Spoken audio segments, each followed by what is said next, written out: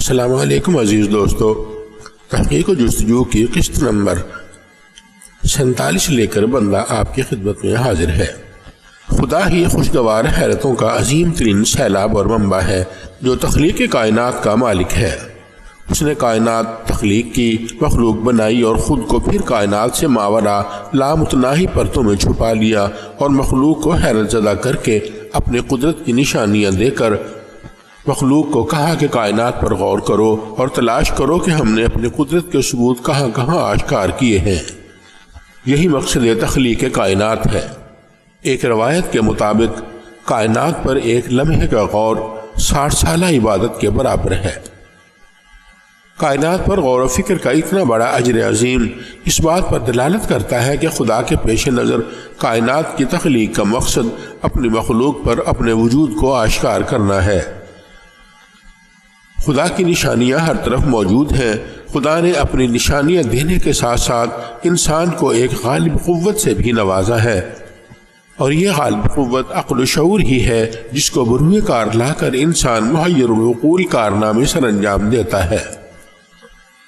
اسی غالب قوت کے بارے میں قرآن حکیم میں اللہ تعالیٰ ارشاد فرماتے ہیں، یا معشر الجن والانس ان استطعتم ان تنفذوا من اقطار السماوات والارض فانفذوا لا تنفذون الا بسلطان۔ سورۃ الرحمن کی اس آیت کا ترجمہ کچھ اس طرح ہے، اے گروہ جن و انس، اگر تم کو یہ قدرت ہے کہ تم آسمان و زمین کی حدود سے کہیں باہر نکل جاؤ تو نکلو، مگر تم غالب قوت کے بغیر نہیں نکل سکتے۔ قرآن مجید کی عظمت خود بخود اپنا قائل کر لیتی ہے۔ 1500 سال قبل کسے معلوم تھا کہ انسان کبھی زمین سے آسمان کی بلندیوں میں نکل جائے گا، مگر قرآن کریم نے اس امکان کا واضح اشارہ دے دیا کہ غالب قوت کے ساتھ انسان زمین کی حدود سے باہر نکل کر آسمانوں کی بلندیوں تک پہنچنے کی کوشش کرے گا۔ آج انسان چاند پر قدم رکھنے کے بعد مریخ پر جانے کی تیاریوں میں مصروف ہے، بلکہ انسان کے تیار کردہ خلائی جہاز اب اس نظام شمسی کی حدود کو پھلانگ کر خلا کی بے کرام وسعتوں میں رواں دواں ہے، اور ان کا کنٹرول زمین پر موجود انسان کے ہاتھوں میں کھلونا ہے۔ قرآن کریم ایک کھلی کتاب ہے، لا ریب فیہ، اس میں یعنی قرآن میں کوئی شک نہیں ہے، ہر شک و شبہ سے بالا تر۔ کائنات میں موجود تمام امکانات کے متعلق واضح ترین اشارے قرآن مجید میں موجود ہیں۔ جو کچھ اس میں خالق نے فرمایا ہے وہ ہو کر رہے گا۔ تمام کائنات کا احاطہ کیے ہوئے یہ کلام خداوندی لوح محفوظ پر رقم ہے جس میں کوئی تبدیلی واقع نہیں ہو سکتی۔ یہ کتاب صرف مسلمانوں کے لیے نہیں بلکہ تمام کائنات کے لیے خالق کائنات کا منشور ہے، جو تاریخ سے لے کر سائنس تک تمام موضوعات پر قطعی دلیل اور حجت تامہ ہے۔ اس سے اختلاف کم عقل اور بے شعور افراد کا خاصہ ہے، ورنہ عقل مند غیر مسلم بھی قرآن مجید کے بیانات کے ساتھ کلی طور پر متفق ہیں، بلکہ اس سے رہنمائی حاصل کرتے ہیں۔ ایک مشہور انگریز مصنف اس امر کا بربلا اظہار کرتا ہے کہ یورپ کی کل ترقی پر عموماً اور سائنسی ترقی پر خصوصاً اسلام کے واضح ترین اثرات بخوبی دیکھے جا سکتے ہیں۔ یہ اثرات غیر متعصب شخص ہی ملاحظہ کر سکتا ہے، متعصب حضرات اس کا نظارہ کرنے کے قابل ہی نہیں ہے۔ 850 سالہ طویل مسلم دور پر مشتمل یورپ کا خوبصورت ترین ملک اسپین، جسے تاریخی حوالہ سے مسلم اسپین کہا جاتا ہے، چشم فلک کی دور رس نگاہوں میں آج بھی یورپ کی ترقی پر ثبت شدہ لازوال مہر کی صورت میں موجود ہے۔ یہ ناقابل تردید حقیقت ہے کہ ساحل اسپین پر قدم رکھنے کے بعد طارق ابن زیاد نے کہا تھا کہ ہم نے اپنے گھروں کو واپسی کے گنجائش ختم کر دی ہے، کشتیاں جلا ڈالی ہیں، پیچھے سمندر اور سامنے دشمن ہے، ہم اپنے گھروں کو نہیں جا سکتے، ہم نے اسی سرزمین کو اپنا مسکن بنانا ہے اور اسلام کی روشنی پھیلانی ہے۔ تاریخ گواہ ہے کہ طارق ابن زیاد کے یہ چند الفاظ 850 سال پر محیط رہے، مگر فطری اصولوں کے مطابق دور کو تبدیل بھی تو ہونا تھا، اور دور تبدیل ہو گیا۔ مسلم اسپین کا 850 سال کا دور یورپ کو کیا کچھ نہیں دے گیا، سبھی کچھ دے گیا، اصول اسلام کے، ترقی یورپ کی۔ ترقی کسی کی وراثت نہیں ہوا کرتی، جس نے محنت کی وہ ترقی یافتہ کہلایا۔ مقام افسوس نہیں بلکہ مقام غور و فکر ہے۔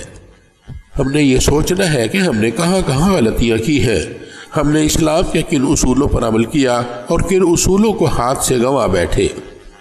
کیا عمل و عبادت میں توازن برقرار نہ رکھنے کا کوئی نقصان ہمیں پہنچا؟ کیا ہم نے دین و دنیا دونوں کو مد نظر رکھا یا ان میں اسلام کے عطا کردہ تناسب کو بگاڑ کر کسی نقصان کا سامنا کرنے پر مجبور ہوئے؟ کیا ہم نے یہ سوچا کہ پیغمبر آخر الزماں صلی اللہ علیہ وآلہ وسلم نے ہمیں دنیا سکھائی اور ہم نے ان صلی اللہ علیہ وآلہ وسلم کے سکھائے ہوئے دنیا میں جینے کے اصولوں کو بالائے طاق رکھ کر کوئی اور راستہ کیوں چن لیا؟ یہ ایک لمحہ فکریہ ہے۔ کیا ہم نے یہ سوچا کہ اسلام کہیں بھی انسان کو ترقی کرنے سے نہیں روکتا؟ کیا ہمارا حق اور فرض نہیں تھا کہ ہم ٹیکنالوجی کی بنا ڈالتے؟ کیا ہم غیر مسلم اقوام سے پہلے ہی سے دانش مند نہیں تھے؟ کیا دنیا کی معدنیات پر ہمارا حق نہیں تھا؟ کیا لوہے کی افادیت اور اس سے لیے جانے والے کاموں کے بارے میں قرآن مجید نے ہمیں 1400 سال پہلے قرآن مجید کی سورۃ الحدید پہ آگاہ نہیں کر دیا تھا؟ کیا قرآن مجید نے ہمیں اپنے گھوڑے تیار رکھنے کا حکم نہیں دیا؟ پھر ہم نے اپنے گھوڑے تیار کیوں نہ رکھے اور اپنے امن کے گہواروں کو جلتا ہوا کشمیر، سلگتا ہوا فلسطین، سسکتا ہوا افغانستان اور بٹتا ہوا عراق کیوں بننے دیا؟ اس کی ذمہ داری کس پر ہے؟ اس سوال کا اطلاق علماء مذہب و ملت کے ساتھ ساتھ ہر خاص و عام مسلمان پر بھی ہوتا ہے، چاہے وہ زمین کے کسی بھی حصے میں کیوں نہ رہتا ہو۔ اور اب یہ معمولی معاملہ نہیں رہا کہ اس سے چشم پوشی کر کے وقت گزارتے رہے۔ ہم مدتوں سے ہاتھ مل رہے ہیں مگر کرتے کچھ نہیں۔ اب یہ نسلوں کا معاملہ ہے۔ اگر بنظر غائب دیکھا جائے تو یہ ہمیشہ ہی سے نسلوں کا معاملہ چلا آ رہا ہے۔ انہوں نے نسل در نسل ترقی کی اور ہم نے نسل در نسل تنزلی کو اپنایا، لیکن اب یہ سلسلہ روکنا ہوگا، کیونکہ ایسا تو نہیں کہ ہمارے ساتھ علامہ اقبال کے اس شعر والا معاملہ پیش آ رہا ہو۔ اسے خبر تھی کہ لے کر چراغ مصطفی، اسے خبر تھی کہ لے کر چراغ مصطفی، جہاں میں آگ لگاتی پھرے گی بولہبی۔ اگر ایسا ہے تو بولہبی کو تلاش کرنا ہوگا اور سوچنا ہوگا کہ بولہبی کے ہاتھوں سے چراغ مصطفی صلی اللہ علیہ وآلہ وسلم چھین کر اسی آتش بازی کو کیسے روکا جا سکتا ہے۔ یہ صرف ایک ہی صورت میں ممکن ہے کہ دین کے ساتھ ساتھ دنیاوی ترقی کا راستہ بھی اپنایا جائے۔ مسلمانوں کو یاد رکھنا چاہیے کہ وہ دنیا کے کسی بھی خطے میں چلے جائیں وہ مسلمان ہی کہلائیں گے۔ اب انہیں ان کے حلیہ سے نہیں بلکہ ان کی قومیت سے پہچانا جاتا ہے۔